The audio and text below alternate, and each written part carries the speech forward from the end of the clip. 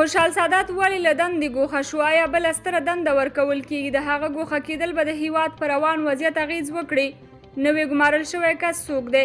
دا او دې ته ورته نورې پوښتنې به مو هم دغه ویډیو کې در ځواب شي. هیله د ویډیو تر پایه وګورئ او چینل هم سبسکرایب کړئ.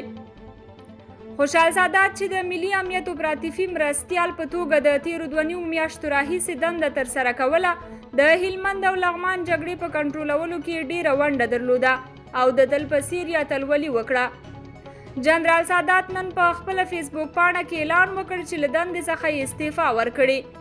که له یوې خوا یو شمېر خلک وایي دا چې د ملي امنیت اداره د شمالي ټلوالې کسانو په کنټرول کې ده او ښایي د هغو د پلان مخنیوی یې کوه او د حکومت رهبري له هغه ملاتړ نه کاوه، نو استعفا ته مجبور شو. خو بل خوا یو شمېر نور وایي چې خوشحال سادات د ملي امنیت ځانګړو ځواکونو او صفري قطاعاتو عمومي مشر ټاکل کیږي.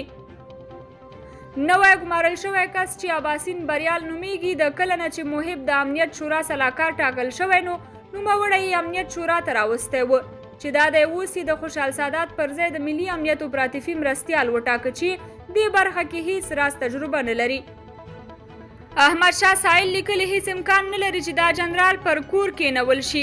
هیڅ څه هم ناسم نه دي روان او پام چې دا ځل مو دا ناځوانه نړۍ د تبلیغاتو قرباني نه کړئ. د یو شمېر رسنیو پر دې خبرو چې پرون پلانکی ولسوالي طالبانو ونیوله غوږ مه نیسئ. که د کابل نیوز سپوږمۍ او بي بي سي په خبرونو دغه ډول یو په بل پسې ولسوالۍ نیول کېدلی، اوس به کال وړاندې لا د ارګ په ګلخانه کې کرنیل او جرنیل درته ناست وای او د شمال د باغونو ښکلو او د بامیانو د بودا نړولو طرحې به یې جوړولې.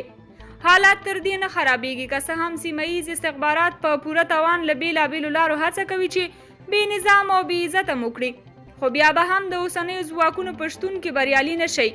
د طالب هم دا ټول زور او وحشت دی، نور نه لري.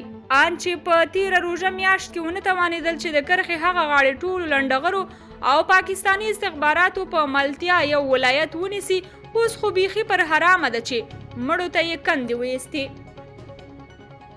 درنو لیدونکو، تاسو د دغه ګمارنې او د یادې موضوع په اړه څه وایئ؟ خپل نظریات مو راسره په کمنټ کې ولیکئ او د نورو ویډیوګانو لپاره مینه یوټیوب چینل ضرور سبسکرایب کړئ.